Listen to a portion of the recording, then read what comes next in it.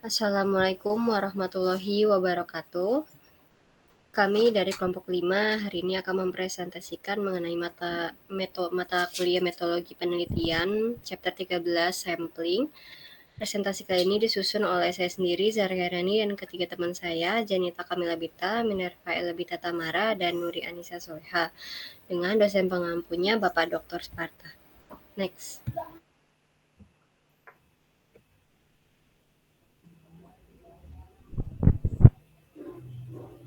Tujuan pembelajaran pada chapter 13 kali ini yang pertama yaitu mendefinisikan sampling, sampel, populasi, elemen, unit sampling, dan subjek. Yang kedua, mendiskusikan istilah statistik dalam pengambilan sampel. Yang ketiga, menjelaskan dan mendiskusikan proses sampling. Lalu membandingkan dan kontras desain sampling probabilitas spesifik. Lalu membandingkan dan kontraskan desain sampling non-probabilistik spesifik, lalu mendiskusikan ketepatan dan kepercayaan diri, serta pertukaran antara ketepatan dan kepercayaan diri, lalu mendiskusikan bagaimana hipotesis dapat diuji dengan data sampel, mendiskusikan faktor-faktor yang harus dipertimbangkan untuk menentukan ukuran sampel dan menentukan ukuran sampel untuk setiap proyek penelitian yang diberikan, lalu mendiskusikan sampling dalam penelitian kualitatif, dan yang terakhir mendiskusikan peran manajer dalam pengambilan sampel. Next.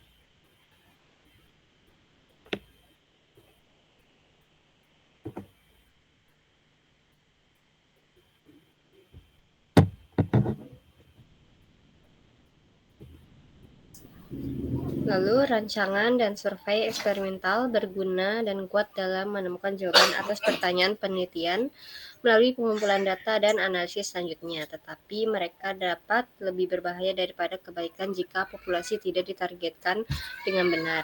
Artinya, jika tidak dikumpulkan data dari orang, kejadian, atau objek yang dapat memberikan jawaban yang benar untuk memecahkan masalah, penelitian akan sia-sia. Proses pemilihan individu, objek, atau peristiwa yang tepat sebagai perwakilan untuk seluruh populasi dikenal sebagai pengambilan sampel yang akan kita ulas di gambar yang 13.1 pada PPT tersebut. Alasan untuk menggunakan sampel daripada mengumpulkan data dari seluruh populasi sudah terbukti dengan sendirinya. Di dalam penyelidikan, penelitian yang melibatkan beberapa ratus bahkan ribuan elemen itu akan menjadi praktis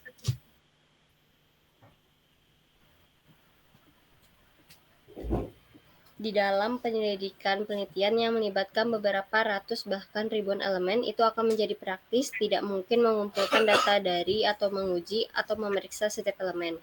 Bahkan jika itu mungkin, itu akan menjadi penghalang dalam hal waktu, biaya, dan sumber daya manusia lainnya. Studi sampel daripada seluruh populasi juga kadang-kadang cenderung menghasilkan hasil yang lebih dapat diandalkan. Ini sebagian besar karena kelelahan berkurang dan lebih sedikit kesalahan. Oleh karena itu, menghasilkan pengumpulan data yang tercantum pada 13.1, terutama ketika sejumlah besar elemen terlibat.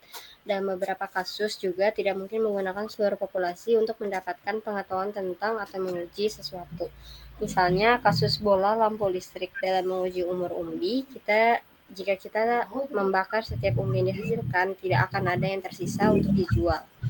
Ini dikenal sebagai sampling deskriptif. Next.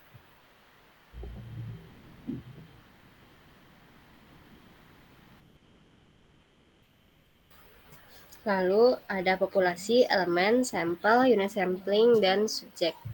Dalam mempelajari bagaimana data representatif, yaitu sebagaimana tercermin di dalam semesta, dapat dikumpulkan beberapa istilah seperti yang dijelaskan di bawah ini. Yang pertama itu ada populasi.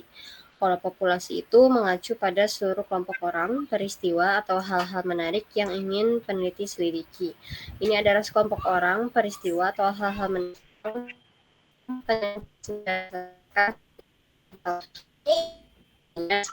perusahaan komputer ingin mengetahui jenis strategi periklanan yang diadopsi oleh perusahaan komputer di Silicon Valley, maka semua perusahaan komputer yang berada di sana akan menjadi populasinya. Jika seorang konsultan organisasi tertarik untuk mempelajari efek dari kerja 4 hari seminggu pada pekerja kerah putih di sebuah perusahaan telepon di Irlandia, maka semua pekerja kerah putih di perusahaan tersebut akan membentuk populasi. Jika regulator ingin mengetahui bagaimana pasien di panti jompo dijalankan oleh sebuah perusahaan di Perancis, maka semua panti jompo yang mereka kelola akan menjadi populasi. Namun, jika regulator hanya tertarik pada satu panti jompo tertentu yang dijalankan oleh perusahaan itu, maka hanya pasien di panti jompo tersebut yang akan menjadi populasi. Next.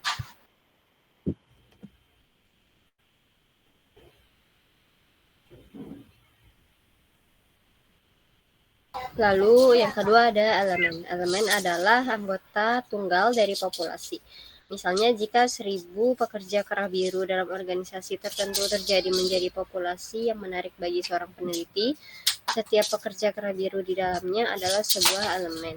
Jika 500 buah mesin harus disetujui setelah memeriksa beberapa, akan ada 500 elemen dalam populasi ini. Kebetulan, sensus adalah menghitung semua elemen dalam populasi manusia.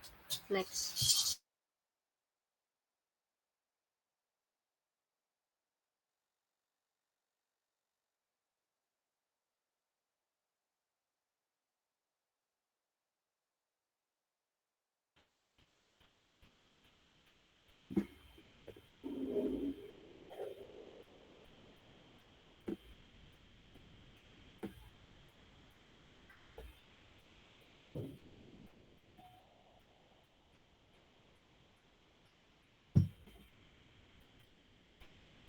Lalu yang ketiga ada sampel.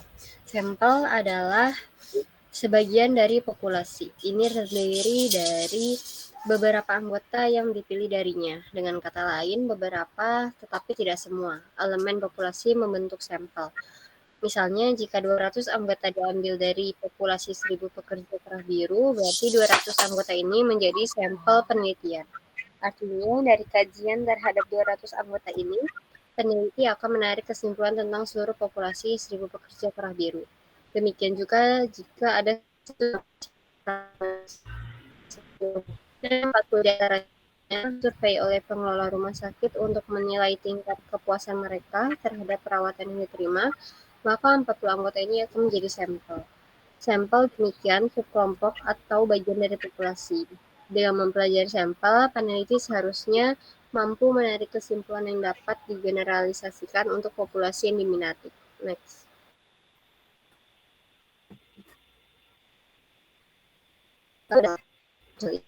Ini sampel atau yang tersedia untuk dipilih dalam beberapa tahap proses pengambilan sampel. Contoh unit pengambilan sampel dalam sampel bertingkat adalah biokota, rumah tangga, dan individu dalam rumah tangga. Next.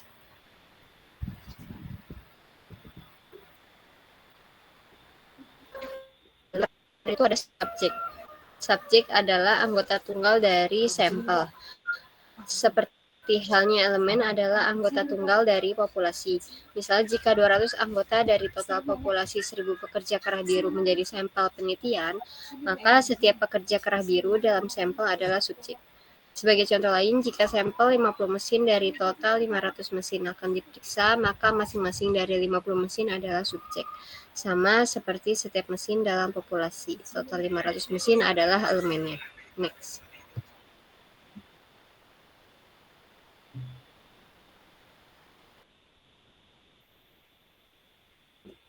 Berikutnya ada data sampel dan nilai populasi.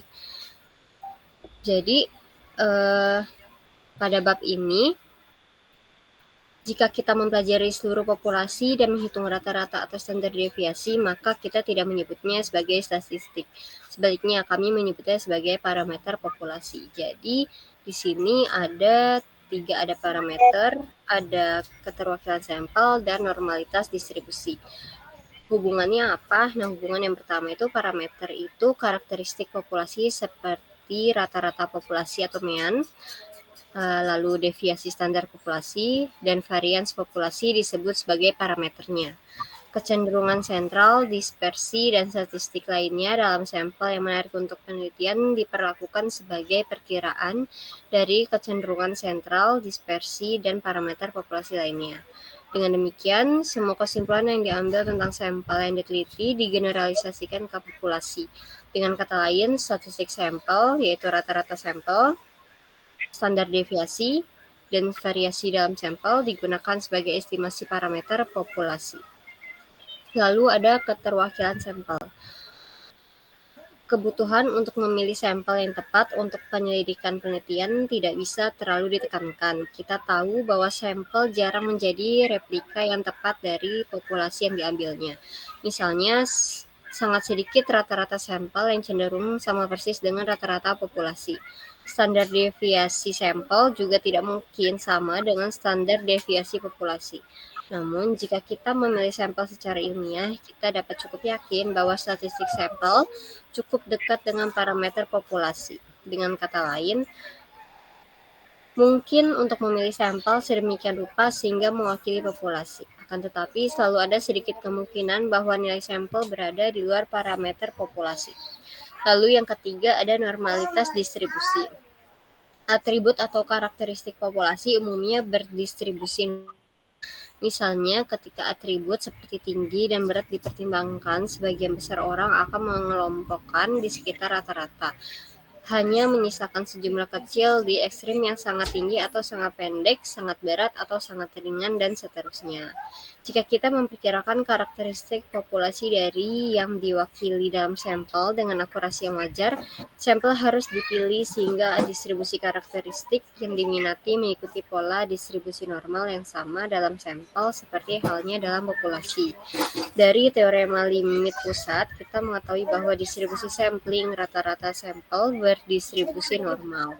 Ketika ukuran sampel N meningkat, rata-rata sampel acak yang diambil dari hampir semua populasi mendekati distribusi normal. Next.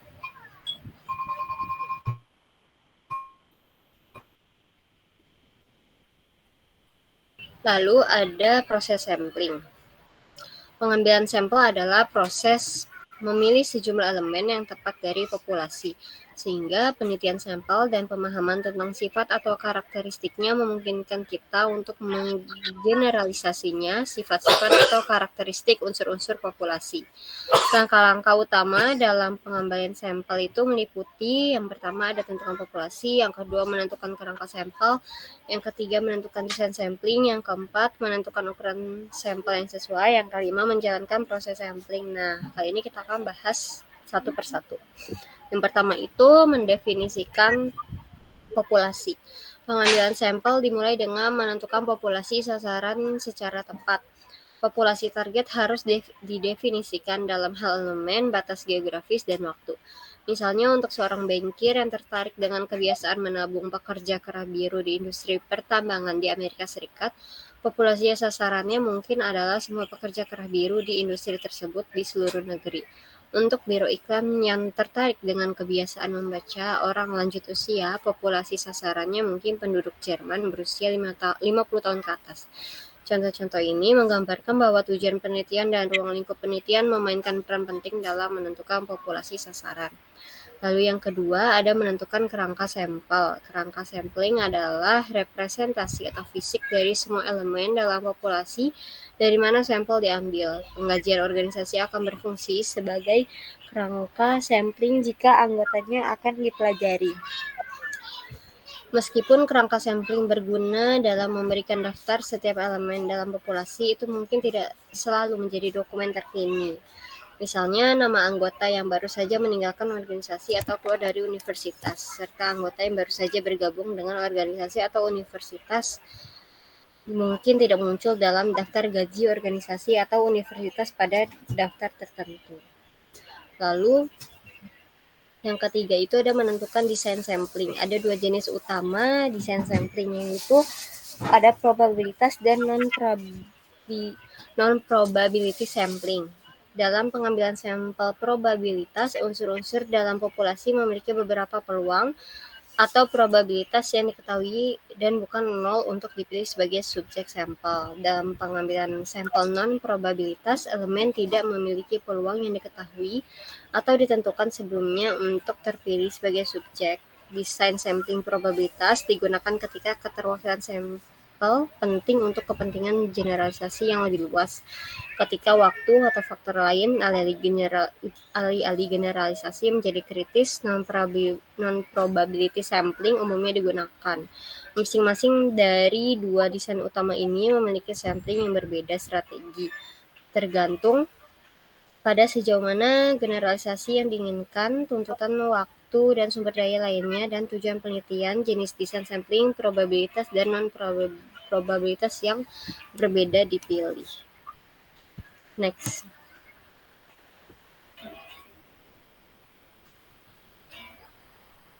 Lalu yang keempat itu ada menentukan ukuran sampel. Apakah ukuran sampel 40 cukup besar atau apakah Anda memerlukan ukuran sampel seperti 75, 180, 138 atau 500? Apakah sampel besar lebih baik daripada sampel kecil? Nah, dalam menentukan ukuran sampel, kita ini bisa mempelajarinya. Keputusan tentang seberapa besar ukuran sampel harus bisa menjadi sesuatu yang sangat sulit. Kami dapat meringkas faktor-faktor yang mempengaruhi keputusan tentang ukuran sampel. Yang pertama itu ada tujuan penelitian, yang kedua tingkat presisi yang diinginkan atau interval kepercayaan, yang ketiga risiko yang dapat diterima dalam memprediksi tingkat presisi, yang keempat besarnya variabilitas dalam populasi itu sendiri, kelima kendala biaya dan waktu, yang keenam dalam beberapa kasus besarnya populasi itu sendiri. Jadi, seberapa besar sampel Anda seharusnya merupakan fungsi dari 6 faktor ini. Kami akan memiliki lebih banyak untuk dikatakan ukuran sampel. Lalu, yang kelima, menjalankan proses sampling. Dari dua contoh berikut mengilustrasikan bagaimana pada tahap akhir proses pengambilan sampel, keputusan yang berkaitan dengan populasi, saran, kerangka sampling, teknik, dan ukuran sampel harus diterapkan. Contohnya itu, survei kepuasan dilakukan untuk pengecer komputer di Selandia Baru. Tujuan survei ini adalah untuk meningkatkan operasi internal dan dengan demikian mempertahankan lebih banyak pelanggan. Next.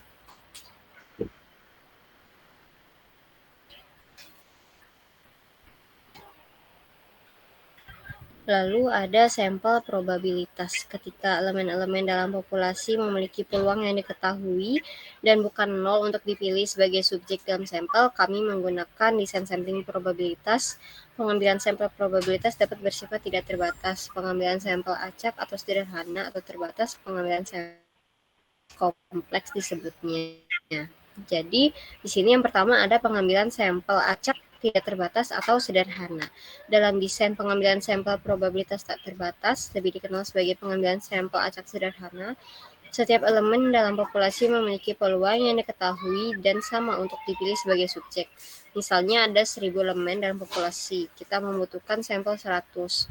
Berarti kita membuka kertas di topi masing-masing, bertuliskan nama salah satu elemen dan menarik 100 dari topi itu dengan mata kita tertutup.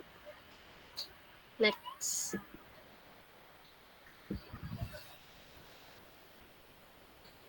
Selanjutnya akan dijelaskan oleh Minerva.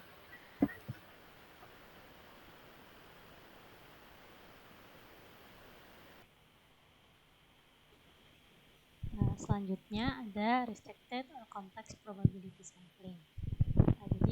sebagai alternatif dari desain pengambilan sampel acak sederhana, beberapa desain pengambilan sampel probabilitas kompleks dapat digunakan. Prosedur pengambilan sampel probabilitas ini menawarkan alternatif yang layak dan terkadang lebih efisien dibandingkan dengan desain tidak terbatas. Efisiensi meningkat karena lebih banyak informasi dapat diperoleh untuk ukuran sampel tertentu dengan menggunakan beberapa prosedur pengambilan sampel probabilitas kompleks daripada desain pengambilan sampel acak sederhana. Next.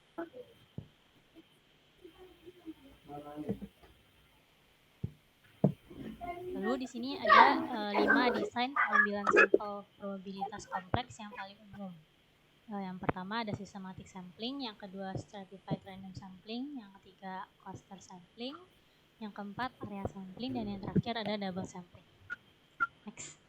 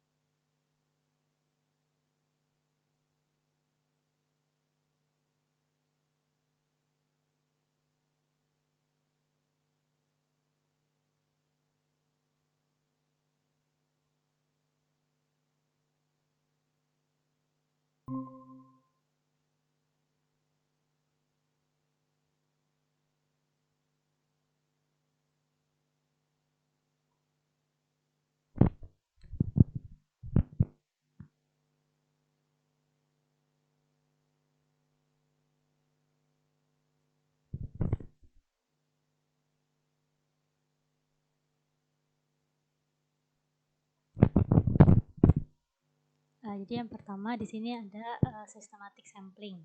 Ini merupakan cara pengambilan sampel di mana sampel pertama akan ditentukan secara acak. Setelahnya, sampel yang diambil belakangan akan didasarkan pada satu interval tertentu. Dalam teknik ini, setiap elemen populasi akan dipilih dengan penerapan jarak interval yang telah ditetapkan sebelumnya. Salah satu hal yang perlu diperhatikan bagi peneliti adalah detail dari nama semua populasi. Teknik systematic sampling termasuk teknik yang bisa digunakan dengan cepat.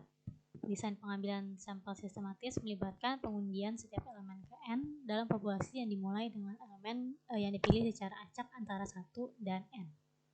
Next.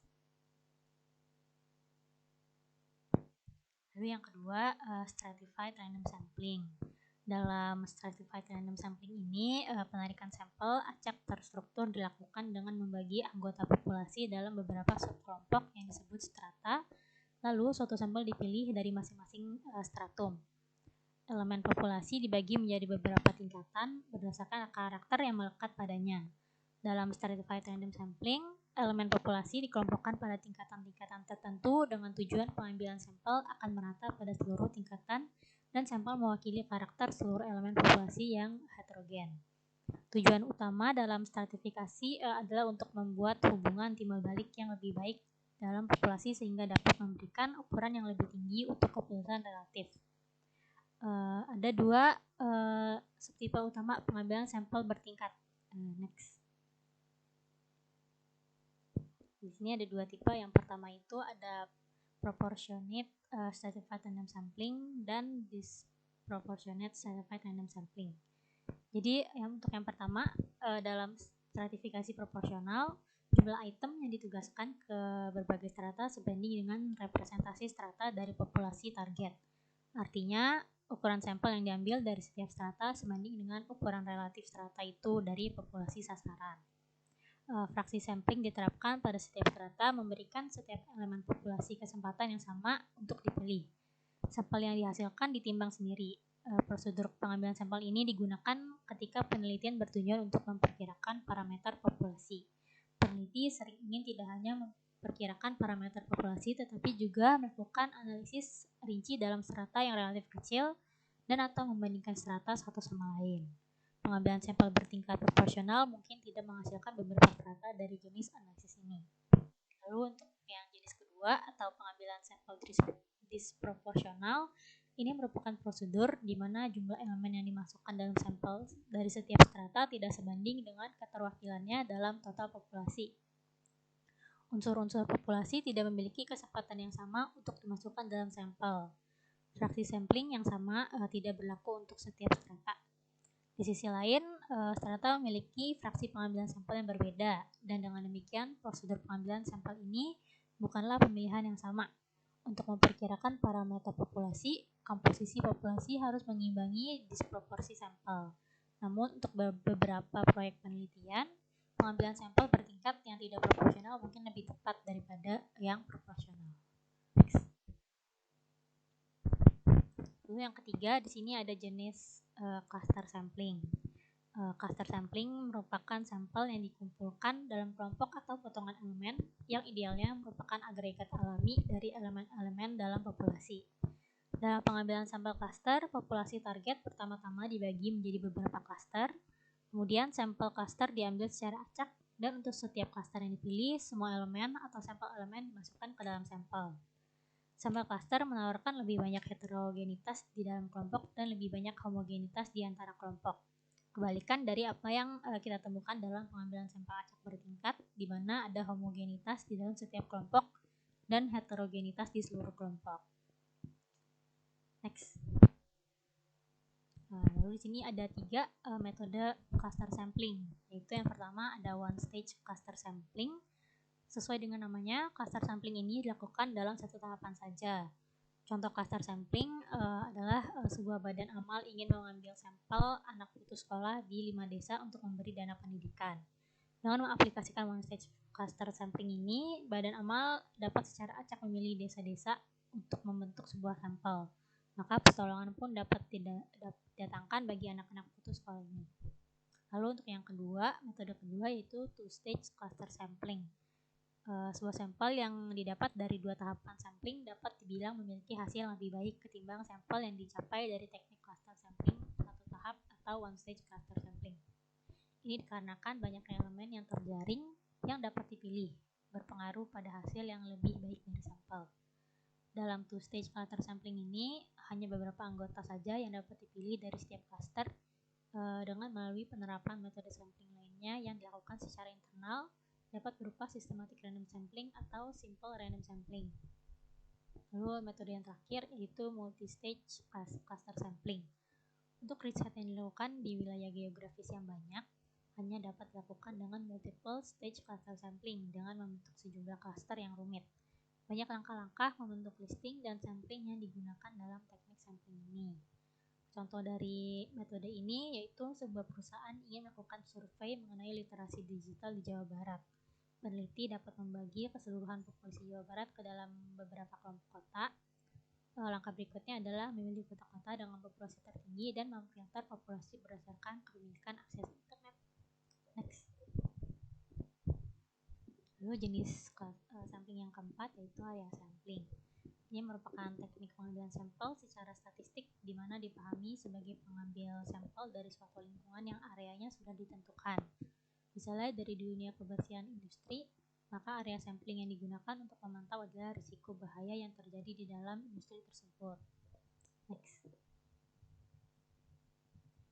Lalu yang terakhir adalah double sampling. Ini merupakan suatu teknik penarikan sampel di mana pada fase pertama mengambil sampel pendahuluan yang besar dan selanjutnya hanya mengambil sampel yang kecil sebagai sampel utama untuk mengukur variabel Y, yaitu karakter yang ingin diestimasi. Next. Berikutnya ada non-probability sampling. Ini merupakan teknik yang tidak didasarkan atas hukum probabilitas sehingga tidak memberikan peluang atau kesempatan yang sama bagi setiap unsur atau anggota populasi yang dipilih menjadi sampel. Unsur atau anggota populasi yang terpilih menjadi sampel didasarkan pada kriteria-kriteria subjektif yang sudah direncanakan oleh peneliti.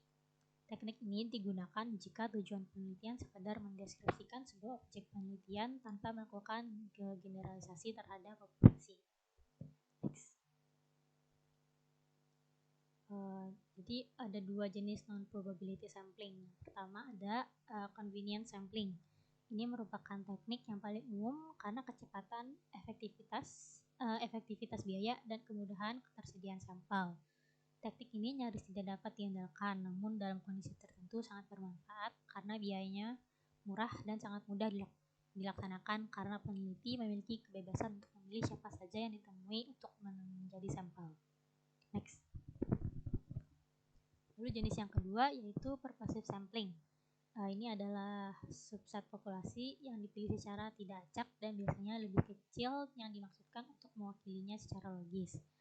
Hal ini dapat dilakukan dengan memahami latar belakang populasi dengan memilih sampel yang menggambarkan variasi tersebut.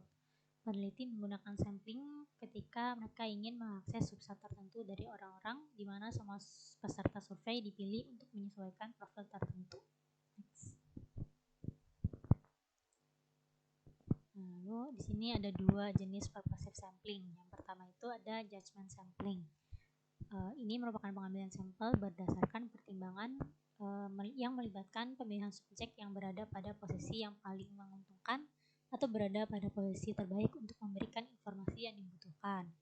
Misalnya, jika seorang peneliti ingin mengetahui apa yang diperlukan manajer perempuan untuk menjadi puncak manajemen, satu-satunya orang yang dapat memberikan informasi dari tangan pertama adalah perempuan yang telah naik ke posisi presiden, wakil presiden, dan eksekutif tingkat atas yang penting dalam organisasi kerja. Mereka dapat diharapkan memiliki pengetahuan yang ahli karena telah melalui pengalaman dan prosesnya sendiri dan mungkin dapat memberikan data atau informasi yang baik kepada peneliti. Dengan demikian, desain judgment sampling digunakan ketika sejumlah atau kategori orang yang terbatas memiliki informasi yang dicari. Dalam kasus seperti itu, semua jenis pengambil sampel probabilitas di seluruh penantang dari seluruh populasi tidak memiliki tujuan dan tidak berguna. Lalu jenis purposive sampling yang kedua yaitu kuota sampling. Kuota sampling ini adalah metode pengambilan sampel non-probabilitas di mana peneliti membuat sampel dengan melibatkan individu yang mewakili suatu jumlah dari jenis populasi. Kemudian peneliti memilih individu-individu tersebut menurut sifat atau kualitas tertentu sehingga sampel dapat digeneralisasikan untuk seluruh populasi.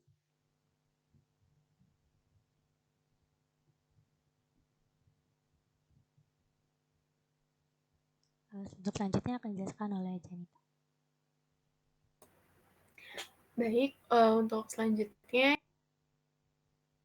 kita masuk ke contoh ketika desain sampling tertentu ini akan sesuai. Yang pertama ini ada simple random sampling. Jadi simple random sampling atau contoh acak sederhana ini merupakan desain pengambilan sampel yang paling baik bila generalisasi temuan untuk seluruh populasi adalah tujuan utama penelitian. Dan perlu dicatat bahwa dalam beberapa kasus di mana biaya merupakan pertimbangan utama, yaitu sumber daya terbatas dan jumlah elemen dalam populasi sangat besar dan atau tersebar secara geografis, desain sampling acak sederhana mungkin bukan yang paling diinginkan karena dapat menjadi sangat mahal. Dengan demikian, baik kekritisan generalisasi dan pertimbangan biaya berperan dalam pemilihan desain pengambilan sampel ini.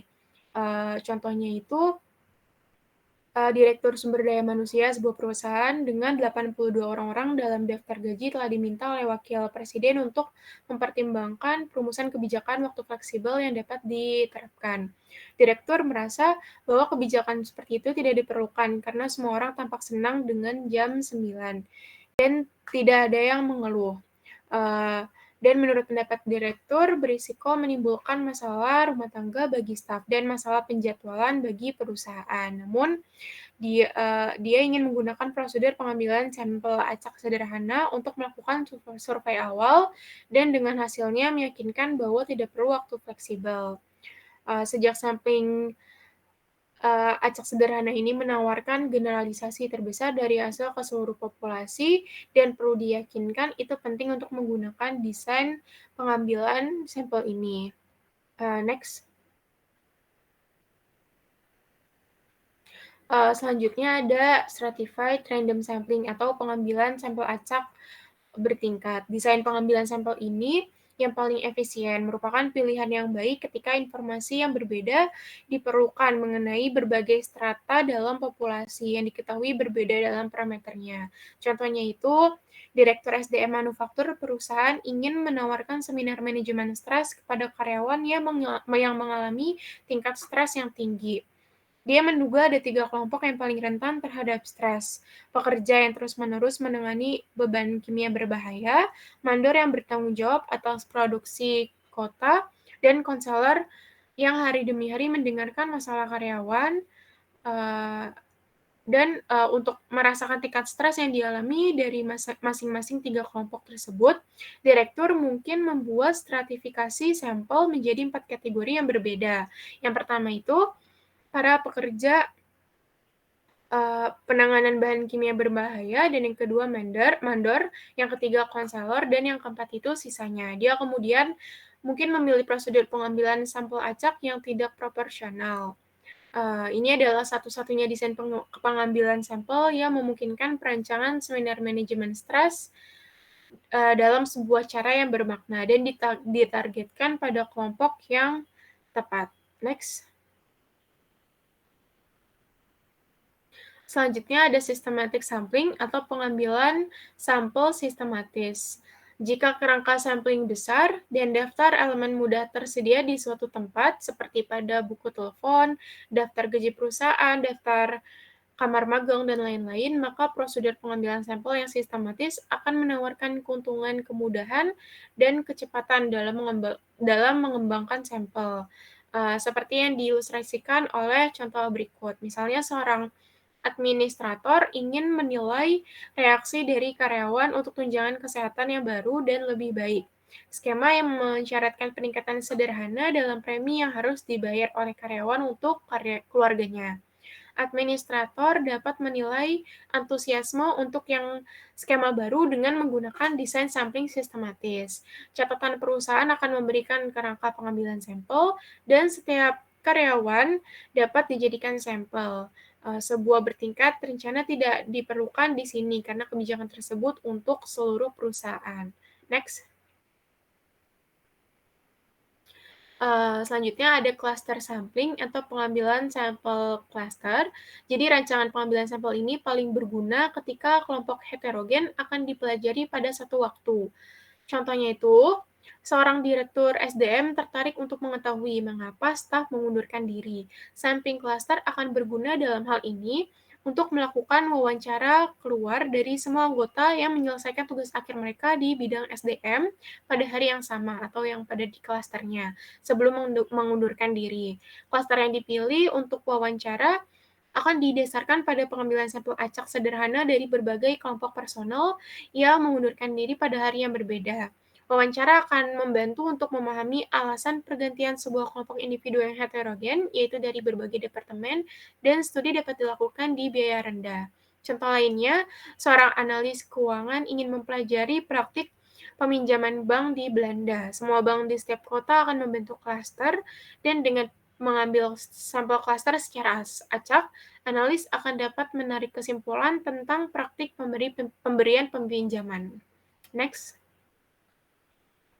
Selanjutnya ada area sampling atau pengambilan sampel wilayah. Jadi, sampling area ini paling cocok ketika tujuan penelitian terbatas pada lokasi atau area tertentu. Seperti contohnya misalnya sebuah perusahaan telepon ingin memasang saluran telepon umum di daerah di mana kejahatan paling merajalela, sehingga korban dapat memiliki akses ke telepon. Dan mempelajari statistik kejahatan dan mewawancarai penduduk di sebuah area tertentu akan membantu untuk memilih lokasi yang tepat untuk pemasangan telepon tersebut. Next. Selanjutnya ada double sampling atau pengambilan sampel ganda. Jadi desain ini memberikan informasi tambahan dengan pengeluaran tambahan minimal. Contohnya itu beberapa individu, yaitu subset dari sampel klaster asli, mungkin telah menyatakan bahwa mereka mengundurkan diri karena perbedaan filosofis dengan kebijakan perusahaan. Peneliti mungkin ingin melakukan wawancara mendalam dengan orang-orang ini untuk mendapatkan informasi lebih lanjut mengenai sifat kebijakan yang tidak disukai dan mengapa khusus masalah ini inti dari sistem nilai individu. Dan demikian, informasi detail tambahan dari target kelompok melalui desain pengambilan sampel ganda dapat membantu perusahaan untuk mencari cara untuk mempertahankan karyawan di masa yang akan datang. Next. Selanjutnya, convenience sampling atau rancangan non-probabilitas yang sama sekali tidak dapat digeneralisasikan.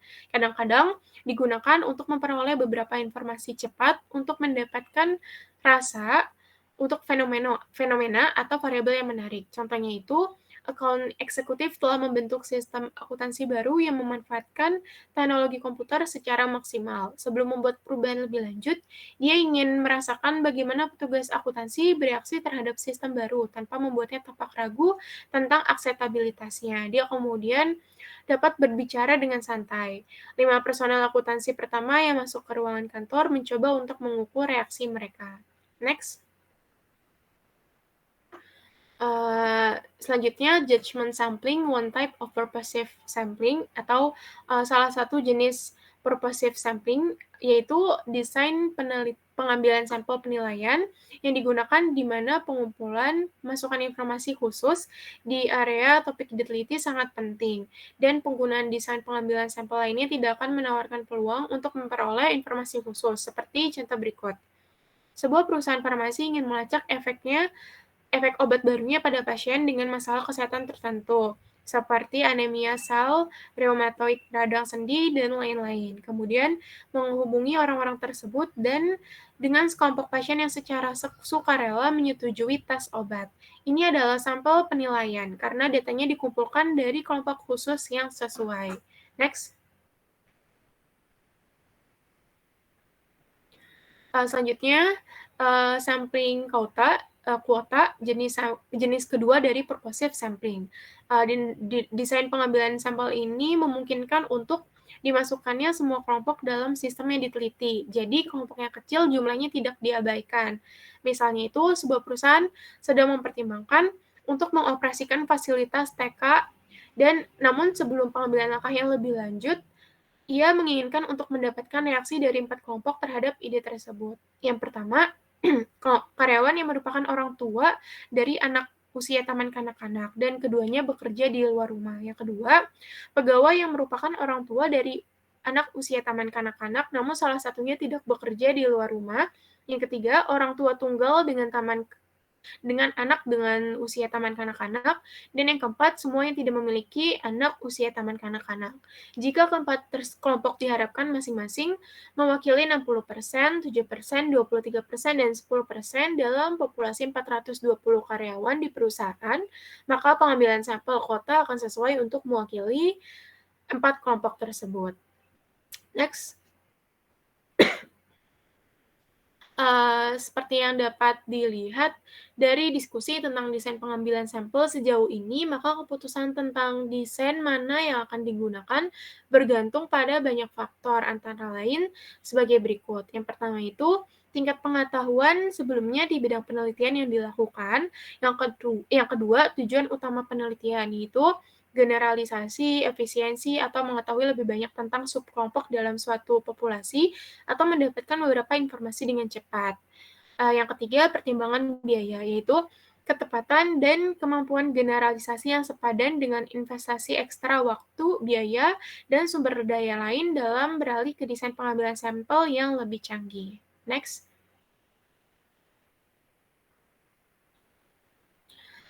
Yang selanjutnya masalah presisi dan kepercayaan dalam menentukan ukuran sampel. Jadi setelah membahas berbagai desain sampling probabilitas dan non-probabilitas, sekarang kita perlu memusatkan perhatian pada aspek kedua dari masalah desain pengambilan sampel, yaitu ukuran sampel. Misalnya, kita memilih 30 orang dari populasi 3.000 melalui prosedur pengambilan sampel acak sederhana.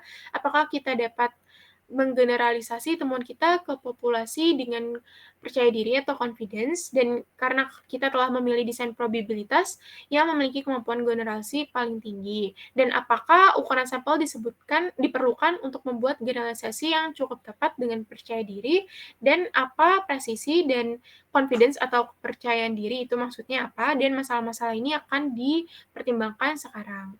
Jadi sampel yang andal dan valid harus memungkinkan kita untuk menggeneralisasi temuan dari sampel ke populasi yang sedang dalam investigasi atau dalam penelitian. Dengan kata lain, statistik sampel harus merupakan perkiraan yang andal dan mencerminkan populasi parameter sedekat mungkin dalam margin kesalahan yang sempit. Tidak ada statistik sampel X misalnya yang akan digunakan perusahaan sama dengan parameter populasi.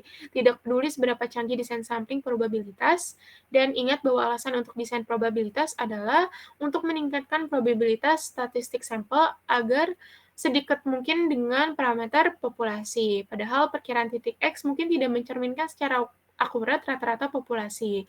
Perkiraan interval dapat dibuat di mana populasi akan berada, dan dengan probabilitas yang terlampir, yaitu pada tingkat kepercayaan atau confidence yang tertentu.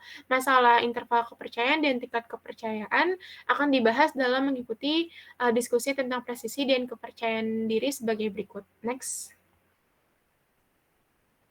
Yang pertama, presisi. Jadi, presisi ini mengacu pada seberapa dekat perkiraan penelitian dengan karakteristik populasi yang sebenarnya. Biasanya itu memperkirakan parameter populasi yang berada dalam kisaran berdasarkan perkiraan sampel.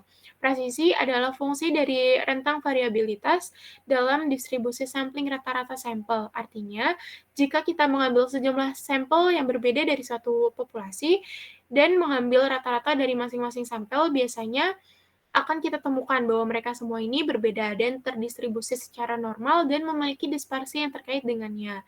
Semakin kecil dispersi atau variabilitas, maka semakin besar kemungkinan rata-rata sampel akan mendekati rata-rata populasi. Next. Selanjutnya confidence atau kepercayaan diri. Jadi confidence ini mencerminkan tingkat kepastian yang dengannya kita dapat menyatakan bahwa perkiraan parameter populasi kita berdasarkan statistik sampel kita akan berlaku. Tingkat kepercayaan dapat berkisar dari 0 hingga 100%. Nah, confidence 95% adalah tingkat yang diterima secara konvensional untuk sebagian besar riset bisnis, yang paling sering diungkapkan oleh yang ditunjukkan dengan tingkat signifikansi sebagai probabilitas kurang dari 5%. Dengan kata lain, kita mengatakan bahwa setidaknya 95 kali dari 100 perkiraan kita akan mencerminkan karakteristik populasi yang sebenarnya. Next. Selanjutnya data sampel, presisi, dan confidence dalam estimasi. Jadi ketepatan dan kepercayaan atau confidence adalah masalah penting dalam pengambilan sampel, karena saat kita menggunakan data sampel untuk menarik kesimpulan tentang populasi, kita berharap cukup tepat sasaran dan memiliki beberapa gagasan tentang tingkat kesalahan yang mungkin terjadi, karena estimasi titik tidak memberikan ukuran kemungkinan kesalahan, dan kita melakukan estimasi interval untuk memastikan akurasi yang relatif estimasi parameter populasi dengan statistik yang memiliki distribusi yang sama dengan distribusi sampling rata-rata digunakan dalam prosedur ini, biasanya statistik Z atau T. Untuk selanjutnya akan dijelaskan oleh Nuri. Karena estimasi estimasi titik tidak memberikan ukuran kemungkinan kesalahan, kami juga melakukan estimasi interval untuk memastikan akurasi yang relatif estimasi parameter untuk populasi. Statistik yang memiliki distribusi yang sama dengan distribusi sampling rata-rata digunakan dalam prosedur ini. Statistik yang memiliki distribusi yang sama dengan distribusi rata-rata digunakan biasanya statistik atau T, statistik Z atau T. Tidaklah sulit untuk melihat bahwa jika kita ingin mempertahankan presisi awal sambil meningkatkan keyakinan atau mempertahankan tingkat keyakinan sekaligus meningkatkan presisi, atau juga ingin meningkatkan keyakinan dan presisi, kita memerlukan ukuran sampel yang lebih besar. Singkatnya, ukuran sampel N adalah fungsi dari, yang pertama itu fungsi dari variabilitas dalam populasi, yang kedua fungsi dari ketelitian atau kecermatan yang diperlukan, yang ketiga tingkat kepercayaan yang diinginkan, dan yang keempat jenis rencana sampling yang digunakan. Misalnya, simple random sampling versus stratified random sampling. Next.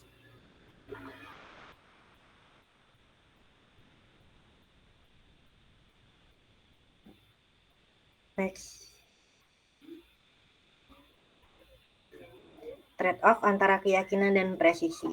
Kami juga mencatat bahwa jika kami menginginkan lebih presisi atau lebih percaya diri atau juga keduanya, ukuran sampel perlu ditingkatkan, kecuali ada sedikit variabilitas dalam populasi itu sendiri. Namun jika ukuran sampel atau N tidak dapat ditingkatkan untuk alasan apapun, katakanlah kita tidak dapat membayar biaya pengambilan sampel lebih besar, maka dengan N yang sama, satu-satunya cara untuk mempertahankan tingkat presisi yang sama adalah dengan mengabaikan kepercayaan dengan kita dapat memprediksi perkiraan kita. Artinya, kita mengurangi tingkat kepercayaan atau kepastian perkiraan kita.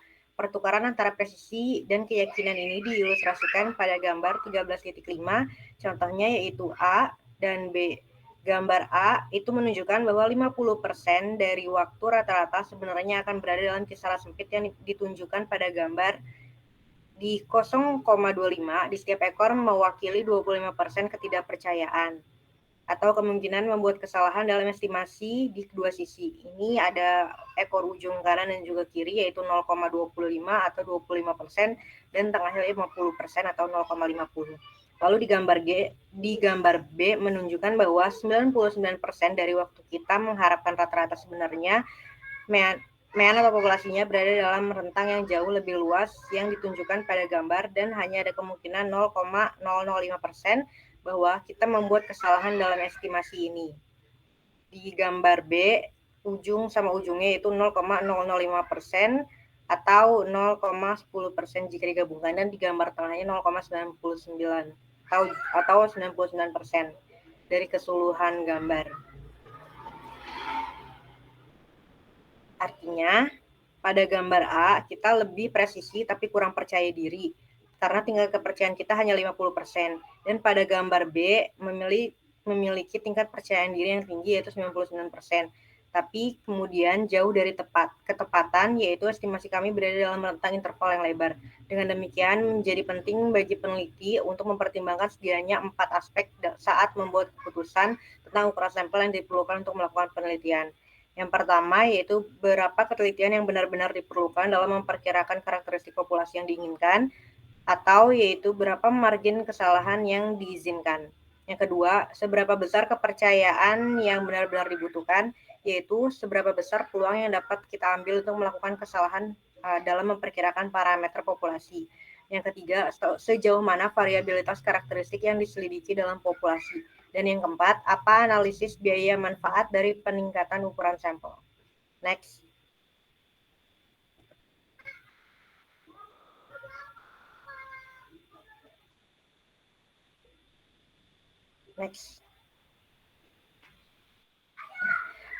Data, sampel, dan pengujian hipotesis.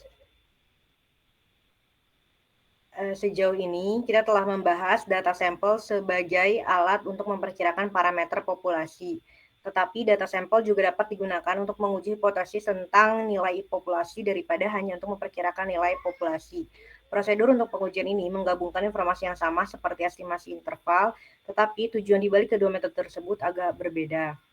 Mengacu pada contoh sebelumnya tentang rata-rata pembelian nilai dolar pelanggan di department store, alih-alih mencoba memperkirakan nilai pembelian rata-rata pelanggan toko dengan tingkat akurasi tertentu, bisa kita katakan sekarang kita ingin menentukan apakah pelanggan menghabiskan jumlah rata-rata yang sama dalam pembelian di department store A seperti di department store B.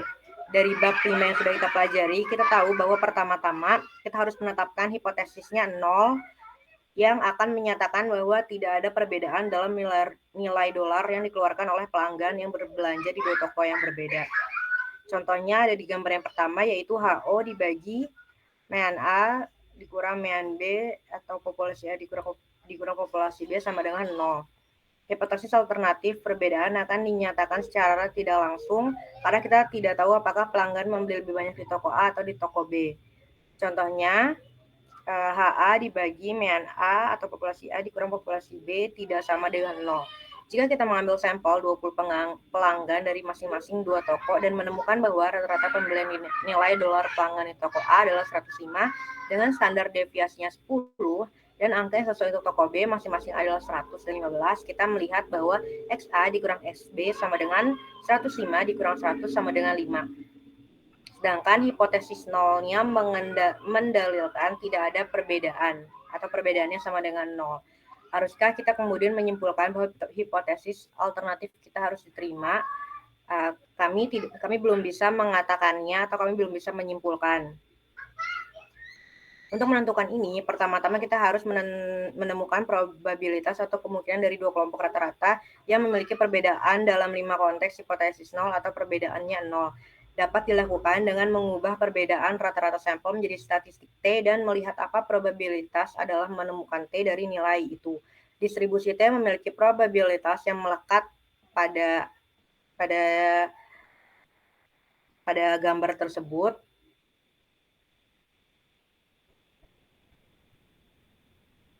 Nah, kita juga perlu menggunakan uji dua sisi karena kita tidak tahu apakah perbedaan antara toko A dan toko B akan positif atau negatif. Bahkan untuk probabilitas hingga 90%, setidaknya harus 1,684 statistik P dapat dihitung untuk menguji hipotesis dari kami. Next.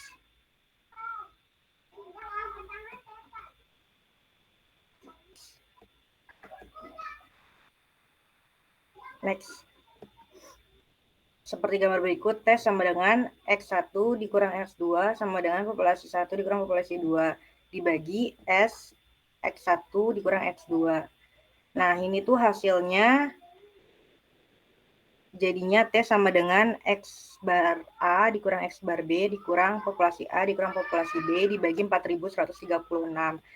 Kita sama-sama tahu kalau X bar A dikurang X bar B sama dengan 5. Dan juga populasi A dikurang populasi B sama dengan 0. Diambil dari hipotesis nolnya. Jadinya T sama dengan 5 dikurang 0 dibagi 4136 sama dengan 1209. Statistik T dapat dihitung seperti ini. Jadi nilai T-nya yaitu 1209 jauh di bawah nilai 2021. Untuk 40 derajat kebebasan, untuk uji T, untuk dua populasi paling dekat dengan 38 derajat kebebasan sebenarnya. Yang diperlukan untuk konvensional 95% probabilitas dan bahkan untuk probabilitas 90% yang membutuhkan nilai 1,684. Dengan demikian, kita dapat mengatakan bahwa perbedaan 5 yang kita temukan antara dua toko tidak berbeda secara signifikan dari 0. Maka kesimpulannya adalah bahwa tidak ada perbedaan yang signifikan antara berapa banyak pelanggan membeli dolar di departemen store A dengan departemen store B. Dengan demikian, kita akan menerima hipotesis 0 dan menolak alternatifnya. Data sampel yang digunakan tidak hanya untuk memperkirakan parameter populasi, tapi juga untuk menguji hipotesis tentang nilai populasi, korelasi populasi, dan sebagainya. Next.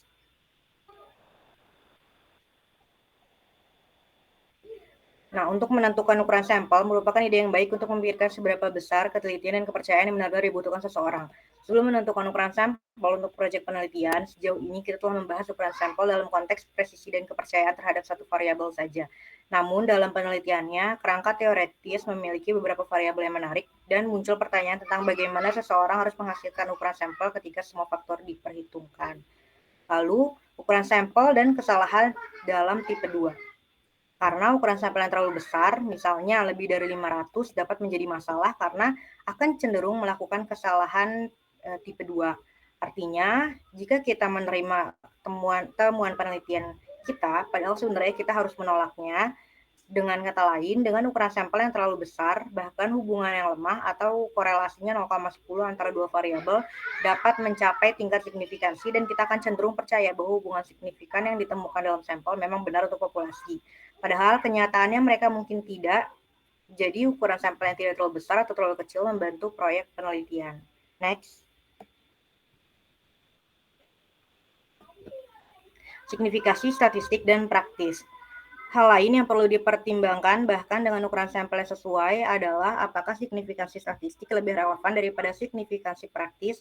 Misalnya, korelasi 0,25 mungkin signifikan secara statistik, tapi karena ini hanya menjelaskan sekitar 6% dari varians, maka hasilnya 0,252. Aturan praktis. Aturan praktis menurut Roscoe tahun 1975 mengusulkan aturan praktis berikut untuk menentukan ukuran sampel.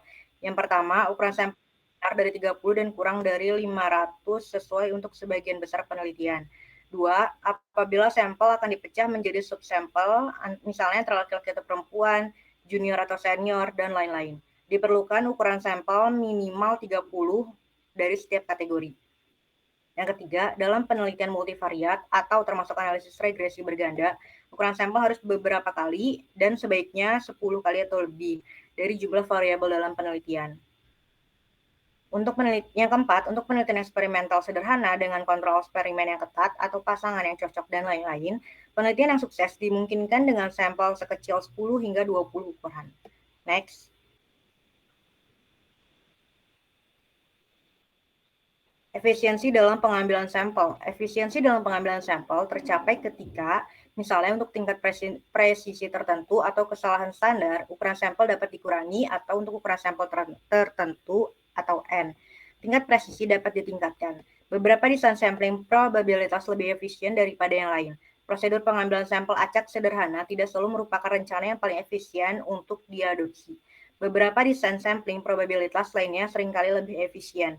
Rencana pengambilan sampel acak bertingkat seringkali merupakan yang paling efisien dan desain pengambilan sampel acak bertingkat yang tidak proporsional terbukti lebih efisien daripada desain pengambilan sampel yang proporsional dalam banyaknya kasus. Pengambilan sampel klaster kurang efisien daripada pengambilan sampel acak sederhana karena pada umumnya terdapat lebih banyak homogenitas di antara subjek dalam klaster daripada yang ditemukan dalam elemen dalam populasi.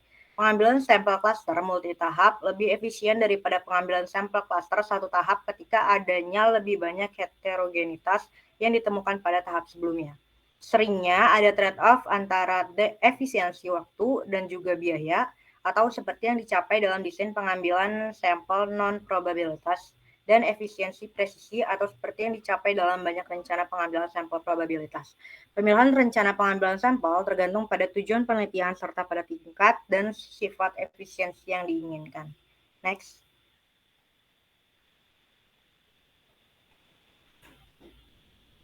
Sampling sebagai terkait dengan studi kualitatif, pengambilan sampel untuk penelitian kualitatif sama pentingnya dengan pengambilan sampel untuk penelitian kuantitatif. Sampling kualitatif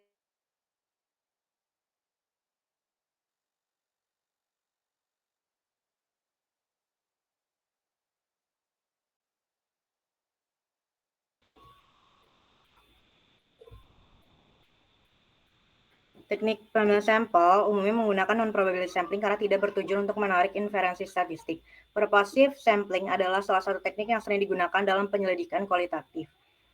Subjek dipilih berdasarkan keahlian dalam subjek yang sedang diselidiki. Penting bahwa subjek dipilih sedemikian rupa sehingga mencerminkan keragaman populasi. Next. Implikasi manajerial, kesadaran akan desain pengambilan sampel dan ukuran sampel membantu manajer untuk memahami mengapa metode pengambilan sampel tertentu digunakan oleh para peneliti. Ini juga memfasilitasi pemahaman implikasi biaya dari desain yang berbeda dan trade-off antara presisi dan keyakinan, vis-a-vis biaya. Hal ini memungkinkan manajer untuk memahami risiko yang mereka ambil dalam mengimplementasikan perubahan berdasarkan hasil studi penelitian. Saat membaca laporan penelitian atau artikel jurnal, pengetahuan ini juga membantu manajer menilai generalisasi temuan dan menganalisis implikasi dan mencoba rekomendasi yang dibuat di dalamnya dalam sistem yang mereka buat sendiri. Next.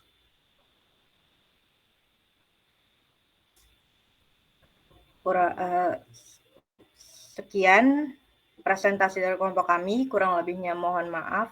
Wassalamualaikum warahmatullahi wabarakatuh.